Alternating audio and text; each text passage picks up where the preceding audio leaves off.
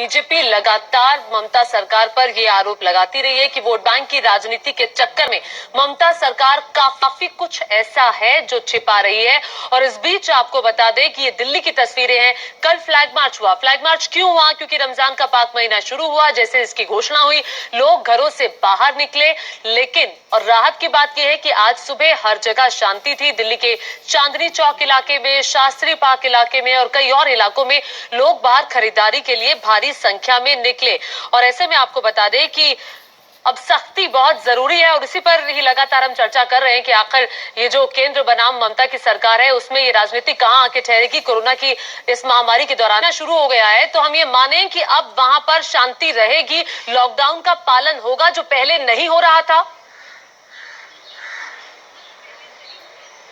नहीं, यहाँ पे बिल्कुल लॉकडाउन का पालन हो रहा है। शब बारात गुजरा, शब बारात में लोग कब्रिस्तान को नहीं गए।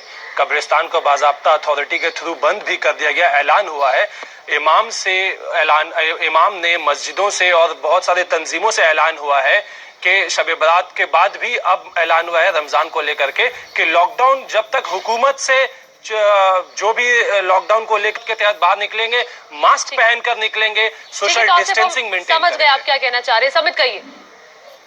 देखिए, मुझे तो बड़ा आश्चर्य हो रहा था कि इस डिबेट में भी हिंदू मुस्लिम लड़ाई इत्यादि हो रही थी।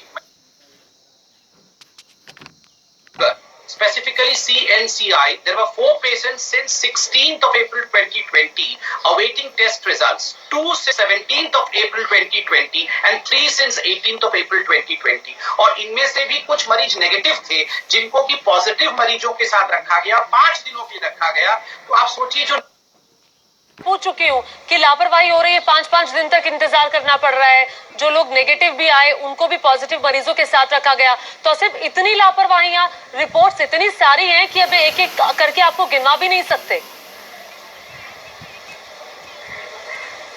नहीं, देखिए, इस तरह की अगर कोई लापरवाही, अगर इसमें सच्चाई है कि कहीं पे हो रही, चाहे वो बंगाल में हो, चाहे गुजरात में हो, चाहे कहीं भी हो, और बदल का डॉक्टर्स का और डॉक्टर्स में जितने स्टाफ हैं और जो लोग भी खुद से जो जा रहे हैं, नागरिकों में भी ये जागरूकता होनी चाहिए कि अगर उन्हें कहीं पे कोई लापरवाही दिखता है तो वो अथॉरिटी से सवाल करें और सवाल करके। मैं आपको बताना चाहूंगी कि गुजरात के अहमदाबाद और सूरत में भी IMCT जाएगी वहां पर जांच करने के लिए, जैसे वो पश्चिम बंगाल में गई थी जहां आपने सहयोग नहीं किया। आप सभी का बहुत बहुत शुक्रिया इस चर्चा में शामिल होने के लिए। और इसी के साथ एक छोटे से ब्रेक के लिए यहाँ पर मैं रुक रही हूँ। जल्द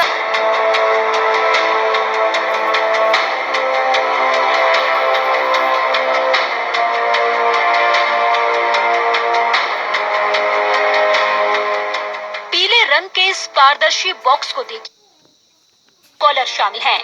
अब देखिए इस लैब को, ये किट यही तैयार की गई है। We started this project at the end of January when COVID-19 was becoming a global problem. We got this kit ready by the end of March. IIT Delhi में बनाई गई इस RT-PCR टेस्ट कंपनी को तलाश रही है जो बड़े पैमाने पर इस कोरोना डिटेक्शन किट का उत्पादन करे।